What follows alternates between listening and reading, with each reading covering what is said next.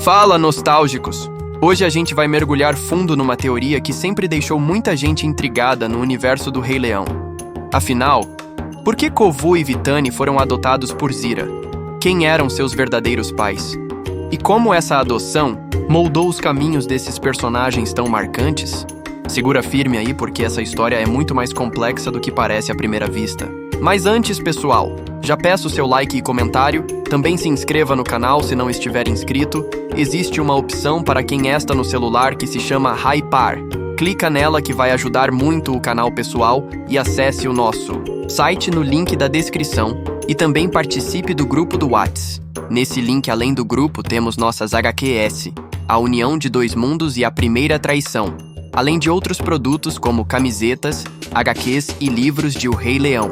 Antes de tudo, vamos voltar um pouco no tempo e tentar entender o cenário em que tudo isso aconteceu. Para entender a adoção de Kovu e Vitani, a gente precisa primeiro entender quem era Zira. E mais ainda, quando e como ela apareceu no reino. Aqui, temos duas possibilidades principais. A primeira é que Zira já fazia parte do bando original de leoas mesmo na época do Mufasa, vivendo ali nas terras do reino com todas as outras. Nesse cenário, ela teria crescido junto com Sarabi, Sarafina, Nala e todas as outras leoas, formando laços com o grupo muito antes da ascensão do Scar. Mas tem uma outra possibilidade, e essa é a que mais faz sentido dentro do contexto do que a gente vê nos filmes e nas entrelinhas da história. A possibilidade de que Zira tenha entrado no bando somente após Scar assumir o trono. Talvez os dois até já se conhecessem antes disso. Quem sabe Scar a encontrou durante uma de suas andanças pelas fronteiras ou mesmo fora do reino, quando ainda era um exilado sem trono, cheio de ambições e feridas abertas. Nesse cenário, Zira teria visto em Scar a chance de se alinhar a alguém poderoso, alguém que, assim como ela, carregava marcas do passado, tanto físicas quanto emocionais. E quando Scar finalmente se torna rei, ela se junta ao reino e ganha sua posição entre as leoas. E ali começa a formação de uma lealdade inabalável. Zira vê em Scar não só um rei, mas um salvador. Alguém que finalmente lhe deu um lugar no mundo. Agora, com Zira dentro do bando e Scar no trono, começa uma nova era para as terras do reino. Uma era sombria, cercada de escassez, desequilíbrio e desconfiança. Scar forma uma aliança com as hienas lideradas por Shenzi, que assumiu o controle após destronar a antiga líder, Zuhur, com a ajuda do próprio Scar. E aqui entra uma parte importante. As hienas, como a própria Shenzi revela em versões mais recentes da história, viviam com uma fome que nunca acabava. Era como um vazio constante que jamais podia ser preenchido. Muito provavelmente, Mufasa baniu as hienas justamente por isso, pelo impacto que elas causavam no equilíbrio natural das terras do reino. Quando Scar as trouxe de volta, o desequilíbrio se instalou. Não era só uma questão de seca, que sim estava presente, mas principalmente o modo como a fauna local foi explorada até o limite pelas hienas famintas. E aqui entra uma comparação poderosa. Durante outras secas no passado, como na época de Moratu e de Arrad, os animais ainda assim permaneceram leais ao rei. A fome existia, a sede existia, mas havia confiança, havia ordem. Com Scar, não. O reino desmoronava dia após dia. A comida sumia, os animais começavam a abandonar o território, e as leoas... Bom, as leoas estavam cada vez mais divididas. Nala, por exemplo, foi uma das primeiras a perceber que algo precisava mudar. Ela sai das terras do reino em busca de ajuda, de salvação, enquanto a seca e o caos tomam conta de tudo. Mas outras leoas permaneceram. E é aqui que entram duas personagens que são fundamentais para essa teoria: Kula e Tama, melhores amigas da Nala, que muitos fãs consideram como parte oficial do universo expandido do Rei Leão. Essas duas leoas tinham laços profundos com Nala e provavelmente cresceram ao lado dela. São personagens com traços físicos e personalidades bem marcantes. E o mais curioso, quando Simba retorna e o reinado de Scar chega ao fim, não vemos mais Kula e Tama entre as leoas. Elas simplesmente sumiram.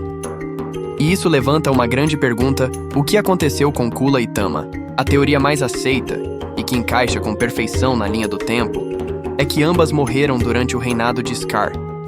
Talvez de fome, talvez de sede, talvez na tentativa desesperada de salvar suas famílias, como tantas outras criaturas daquele tempo sombrio. E por que isso é importante? Porque Kula e Tama são as candidatas mais prováveis a serem as mães biológicas de Kovu e Vitani. Vamos pensar juntos. Nala estava longe, buscando ajuda. O reino estava em colapso. Scar estava cada vez mais ausente ou desinteressado. E nesse cenário, Zira pode ter se aproximado de Kula e Tama. Pode ter se tornado uma amiga, uma figura de apoio em meio ao caos.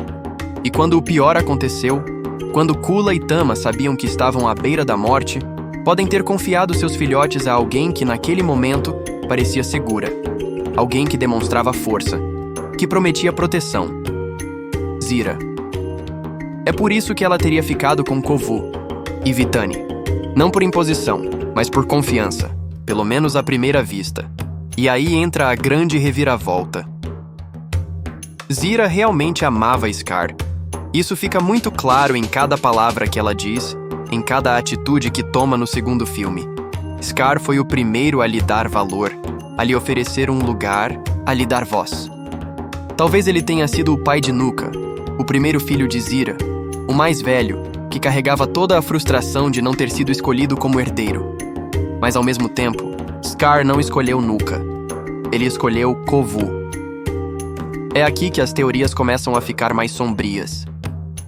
Scar, mesmo tendo Zira ao seu lado, percebe que Nuka não tem o que é necessário para ser rei. Ele é impulsivo, inseguro, desequilibrado. E então, ao ver que Kula e Tama estavam prestes a morrer, e percebendo o potencial em Kovu, aquele filhote forte e firme que podia ser moldado, ele o escolhe. Scar adota Kovu, talvez à força, talvez por escolha, e Zira, completamente cega pelo amor que sentia por Scar, aceita. Ela adota não só o filhote, mas a missão de transformar aquele leãozinho no próximo rei, no sucessor do seu amado. E nesse processo, Vitani, irmã de Kovu ou filha da outra leoa, também entra na família. E a nova geração da linhagem de Scar está completa. Mas tem um detalhe que nunca pode ser esquecido. Zira enlouqueceu. Depois da morte de Scar, depois de ver Simba voltar e assumir o trono, Zira quebra completamente. O que antes era ambição e lealdade, vira ódio e obsessão. Scar era tudo o que ela tinha. E Simba, na visão dela, tirou tudo isso dela. É aí que nasce a psicopatia. O fanatismo. A criação de uma seita em torno de Scar. Zira transforma Kovu num guerreiro. Treina Vitani para obedecer. E coloca Nuka como um peão frustrado, sempre tentando provar seu valor. E o mais curioso é pensar que talvez, no fundo, Zira nem fosse má no início. Talvez ela fosse uma leoa forte, machucada, marcada por batalhas e rejeições. E que finalmente encontrou em Scar uma razão para lutar. Mas quando perdeu essa razão, tudo o que restou foi o ódio. Zira não queria apenas que Kovu fosse rei. Ela queria vingança. Ela queria que o nome de Scar fosse glorificado. Queria destruir Simba, não só fisicamente, mas psicologicamente. Queria que ele se arrependesse. Queria que o ciclo fosse quebrado, só que quebrado pela dor. E assim, Kovu e Vitani cresceram sob as garras de uma mãe adotiva que os amava, mas que também os usava como ferramentas. E essa dualidade é o que torna esses personagens tão fascinantes. E aí, nostálgicos, o que vocês acham disso tudo? Será que Zira realmente conquistou a confiança de Kula e Tama antes da tragédia? Será que Kovu e Vitani foram entregues de coração para ela? Ou será que Scar tomou à força os filhotes ao perceber que precisava de um herdeiro melhor que Nuka? E mais, será que Zira foi uma vítima de um mundo cruel ou uma vilã moldada pela perda e pela obsessão? Deixa aqui nos comentários a sua opinião.